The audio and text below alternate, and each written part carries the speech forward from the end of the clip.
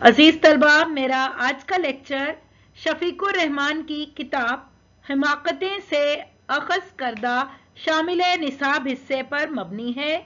ये उनके मजमून नीली झील से कुछ हिस्सा जो कि निसाब में शामिल किया गया है उससे मुतालिक है, और हम आज इसी मज़ाहिया मजमून का जायज़ा लेंगे, लेकिन सिर्फ शामिल निसाब हिस्से का।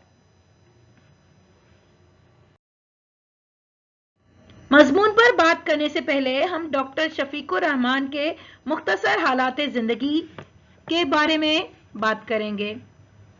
उनका अरसा हयात 1920 से 2000 पर मबनी है। शफीकुर रहमान 1920 में रावलपिंडी में पैदा हुए। MBBS का इम्तिहान पास किया और मेडिकल सर्विस से मुंसलिक हो गए। अपनी पेशा वराना जिम्मेदारियों के साथ इल्म अदब की तरवीज तरक्की में भी बराबर हिस्सा लेते रहे। क़याम पाकिस्तान के बाद अपनी खिदमत फौज के लिए वक्फ कर दी और तरक्की करते करते मेजर जनरल के ओहदे तक पहुंचकर 1980 में रिटायर हुए। फौज से रिटायर होने के बाद अकादमी अदबियात पाकिस्तान के चेयरमैन मुकर्रर हुए। अदब की तरफ भरपूर तवज्जो दी और इस मैदान में भी अपना लोहा मनवाया और खुश इसलूबी से अपने फ़राइज़ सर अंजाम दिए।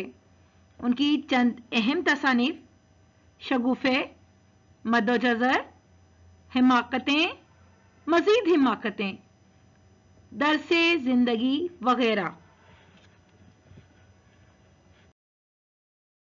और अब बात करेंगे उनके तर्ज तहरीर की, यानी उनके ज़ोरे कलम से जो मज़ामीन निकले उनमें हमें कौन से चीदा नुकात नजर आते हैं। शफीकुर रहमान ने नसरी अदब की मुख्तलिफ असनाफ में तबाह आजमाई की है, लेकिन उनको शोहरत मिजाह निगारी से हासिल हुई है।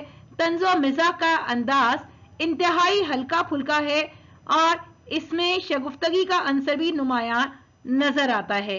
वो बड़ी संजीदगी और सादगी से तहरीर में तंज़ो मिजाह पैदा कर देते हैं, लेकिन उनके अंदाज़े बयान की कारी बड़ी शिद्दत से महसूस करता है।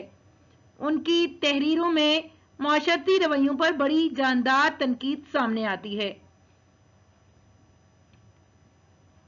वो लोगों के जिन रवैयों को अपने तंज का निशाना बनाते हैं उनकी गैर मुहज़्ज़िब और गैर शाइस्ता हरकत पर बे इख्तियार हंसी आने लगती है। मुशाहिदे की गहराई की बदौलत उनकी तहरीरें हकीकत से करीब तर हो जाती हैं। वो किरदारों के उन जावियों को उभारते हैं जिनमें मज़ाह की कैफियत, तबई ज़राफ़त और शौक़ी पाई जाती है। उनके यहाँ हल्की फुल्की बामुहावरा ज़बान की खूबी, सादगी और रवानी के साथ भरपूर तरीके से जलवागर है। मुहावरात का बरमहल इस्तेमाल करके अपने बयान में दिलकशी भी उन्होंने जा बजा पैदा की है। अपने कारी की नफ्सियात को समझकर और तहरीर में अपने किरदारों की नफ्सियात दोनों को मद्देनजर रखकर वो एक मज़ाह निगारी की जो रविश इख्तियार की उसने उन्हें बहुत जल्द कबूल आम के दर्जे तक पहुंचा दिया। उनकी सबसे नुमाया खूबी यह है कि अदब के रिवायती अंदाज को लतीफ़ ज़राफ़त के अंदाज में बयान किया है। यकीनन वो इस सफ़ में शामिल हैं जो उर्दू नस्र में तामीरी तंज़ो मिज़ाह के रोशन मुस्तकबिल की दलील है। और अब बात करेंगे मिज़ाह निगारी की। मज़ाह कहते किसे हैं? दर हकीकत हंसी मजाक पर मबनी कोई भी जुमला, कोई तहरीर मिज़ाह के जुमरे में आती है जिसमें मोहब्बत और कुर्बत का एहसास नुमाया हो। समाजी नाहमवारियों को भी हम हंसी के लिए बतौर हरबा इस्तेमाल कर रहे होते हैं और जिंदगी में जो मुख्तलिफ परेशानियां, मुश्किलात, नाहमवारियां हमें नजर आती हैं उनको हम हमदर्दाना अंदाज में हंसी मजाक में बयान कर देते हैं। रियायत लफ्जी और तकरार लफ्जी मिज़ाह निगारी की एक और नुमाया खूबी है। और मुख्तसर हम बात करें मिज़ाह निगारी की तो ये मस्बत तर्ज अमल पर मबनी हंसी मजाक का एक ऐसा जुमला या तहरीर हो सकती है जो इंसान को हंसने पर मजबूर कर दे या कम से कम उसके लबों पर मुस्कुराहट लाने का बाइस बने।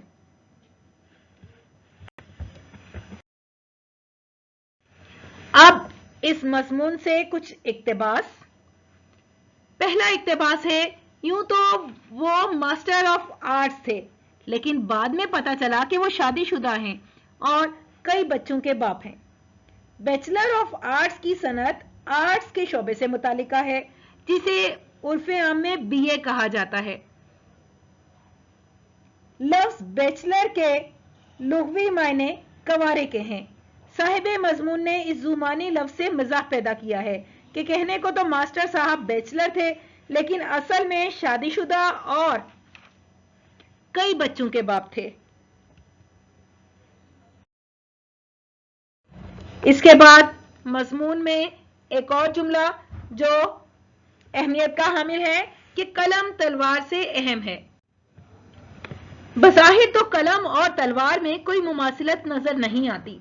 तलवार के सामने कलम बेहकीकत सी चीज नजर आता है, लेकिन गौर किया जाए तो अंदाजा होता है कि कलम अपनी पोशीदा कुव्वतों के साथ तलवार के मुकाबले में हमेशा अफजल और बरतर रहा है।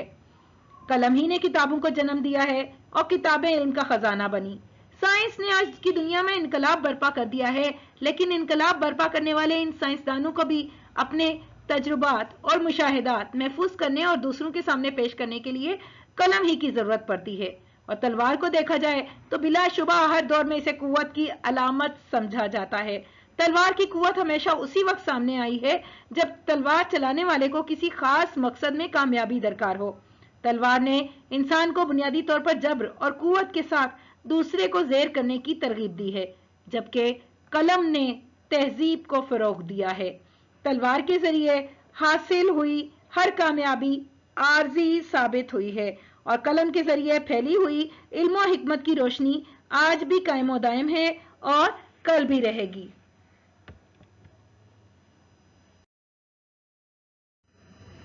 अगला इक्तिबास, नन्हे गिनती गिन कर दिखाओ। मास्टर साहब बोले, 1 2 3 4 5 6 7 8 9 10 गुलाम, बेगम और बादशाह। नन्हे ने फातिहाना अंदाज से कहा। इसमें गरीब नन्हे का कसूर नहीं था। उन दिनों घर में ताश खूब खेली जाती थी। अब इस इक्तिबास के जरिए बात की गई है घर वालों की गैर संजीदा सोच की और उसकी तरबियत की। ये जो नन्हे ने जवाब दिया, सवाल पूछा गया गिनती का और उसके बाद उसने जवाब दिया, तो दरअसल कहा जाता है कि बच्चे अपने घर के माहौल के तर्जुमान होते हैं। वो अपने इर्द गिर्द के माहौल से सीखते हैं और असर लेते हैं। तो जिस किस्म का घर का माहौल होता है, बच्चे उसी तरह से बाहर भी कह लिया जाए कि जवाब देते हैं या बाहर उनका जो बातचीत करने का तरीका होता है वो अपने घर वालों ही की पैरवी करते नजर आते हैं। और यहां पर भी यही एक नुक्ता नुमाया है। मज़मून का मरकजी ख्याल। शफीकुर रहमान ने तंज़ो मिज़ाज से भरपूर इस मज़मून में बच्चे के दिल की कैफियत बयान की है। उन्वान नीली झील भी इसी कैफियत का आकाश है। जिस तरह झील का पानी साफ और पाक होता है, इसी तरह बच्चे भी दिल के साफ होते हैं। वो अपने इर्द गिर्द के माहौल से सीखते और असर लेते हैं। घर का माहौल जिस किस्म का होगा, तरबियत भी उसी नहज पर होगी। और सबक का खुलासा। इस मज़मून में दरअसल बच्चों की मासूमियत का अहवाल बयान किया गया है, जिसमें सबसे पहले जिक्र किया गया है रूफी के दांत पर बिजली के गिरने का। यहाँ जो बात हुई है कि घर वाले रूफी की मासूमियत की बिना पर उसे खौफजदा करते रहते थे। एक मर्तबा जब बारिश के रुकने के बाद रूफी मियाँ सहमे हुए बाहर निकले तो अचानक बिजली कूदी और वो खौफजदा होकर गिरे और बेहोश हो गए। होश में आने पर दांत का कुछ हिस्सा स्याह नजर आया। घर वालों ने उनकी मासूमियत की वजह से उन्हें यह बावर करा दिया कि उनके दांत पर बिजली गिर गई है। और इसी दौरान एक मास्टर साहब उनको पढ़ाने के लिए मुकर्रर किए गए, जो कि बैचलर ऑफ आर्ट्स थे। لفظ بیچلر سے مصنف نے یہاں پر رعایت لفظی سے کام لیا ہے کہ بیچلر بظاہر کمانے کے لیے استعمال ہوتا ہے، لیکن تعلیم کے لیے یہاں پر جو ڈگری ہے بی اے کی ڈگری وہ بیچلر آف آرٹس کی ڈگری کہلاتی ہے۔ اب ماسٹر صاحب نے بچوں سے زبانی امتحان لیے تو بچوں نے سوالات کے مضحکہ خیز جواب دیے، اور دیکھا جائے تو یہ ایک مسلمہ حقیقت ہے کہ فرد اپنے گھر اور اس سے متعلقہ ماحول کا نمائندہ ہوتا ہے، بالخصوص بچے۔ وہ اپنے بڑوں سے سیکھتے ہیں۔ گھر کا ماحول جس قسم کا ہوگا بچے کی تربیت بھی اسی طور ہوگی۔ اسی لیے روفی اور ننے نے جو جواب دیے وہ گھر والوں کی غیر سنجیدہ سوچ اور تربیت کے عکاس ہیں۔ جغرافیہ، حساب اور اردو کے متعلق ان کی غیر سنجیدہ رائے بھی اسی غیر سنجیدہ سوچ کی نمائندہ ہے۔ در حقیقت یہاں یہی بتایا گیا ہے کہ بچے جو بھی سیکھتے ہیں وہ اپنے گھر سے سیکھتے ہیں۔ فرد اپنے گھر، خاندان اور تربیت کا نمائندہ ہوتا ہے۔ بچے بھی گھر سے سیکھتے ہیں، خاندان سے سیکھتے ہیں۔ ان کی جس قسم کی تربیت ہوگی وہ اسی طور اپنا کردار ادا کریں گے۔ تو گھر کا ماحول بہتر بنانے کی ضرورت ہے تاکہ بچوں کو بہتر تعلیم و تربیت فراہم کی جا سکے۔ عزیز طلبہ، ان الفاظ کے ساتھ ہی میرا آج کا یہ لیکچر یہی تمام ہوا۔ ویڈیو آپ کو پسند آئی ہو تو لائک کیجئے، کمنٹ کیجئے، چینل کو سبسکرائب کیجئے۔ اللہ حافظ۔